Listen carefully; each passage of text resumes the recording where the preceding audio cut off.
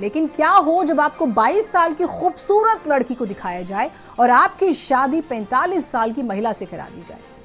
यानी कि शादी का ऐसा लड्डू भगवान किसी को ना खिलाए। आपके मन में यही बात आएगी। मतलब शादी के नाम पर ऐसी ठगी किसे बर्दाश्त होगी, सोचिएगा। चलिए हमारे साथ मेरठ की कहानी से आपको रूबरू कराते हैं। दूल्हा था अजीम, बेचारे के बड़े बड़े सपनों पर पलीता लग गया।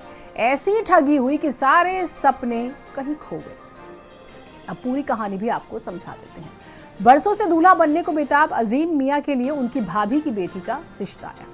जवान और खूबसूरत लड़की को अजीम मियां के सामने खड़ा करके निकाह के लिए हामी भरवा ली गई।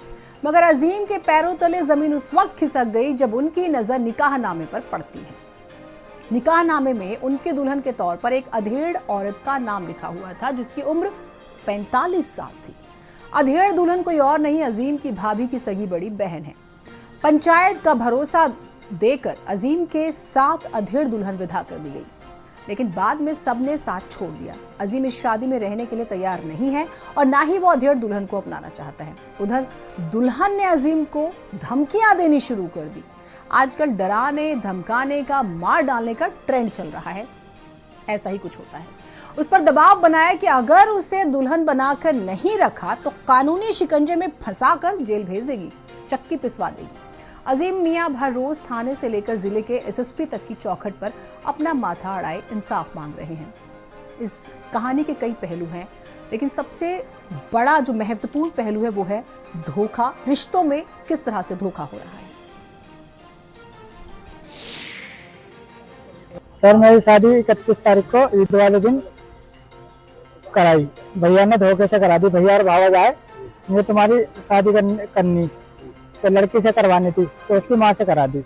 आपको पता नहीं था कि इस बारे में? नहीं, उसका पता नहीं था। कब पता लगा तुम्हें? बाद में पता लगा, जब साइन वाइन सब करा लिया। अच्छा, कुछ डिमांड करी थी आपसे? नहीं, थाने वालों ने कहा कि जब ये लड़का रखना नहीं चाहता तो तुम क्यों उसके साथ रह रही हो। नहीं करी, मैं तो इसके साथ रहूंगी। उम्र कितनी होगी? हमारे उसकी 40-45 साल है औरत की। अजीम की जिंदगी में अब एक तरफ कुआं है तो दूसरी तरफ खाई है। उसके साथ इतना बड़ा धोखा हुआ है कि उसका यकीन इस दुनिया से उठ गया है। मुल्ले मौलवी उसकी मदद को तैयार नहीं है।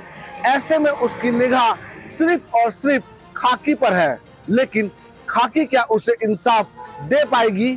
मेरठ से भारत समाचार के लिए शुएब जिया। आजकल सबसे बड़ा खतरा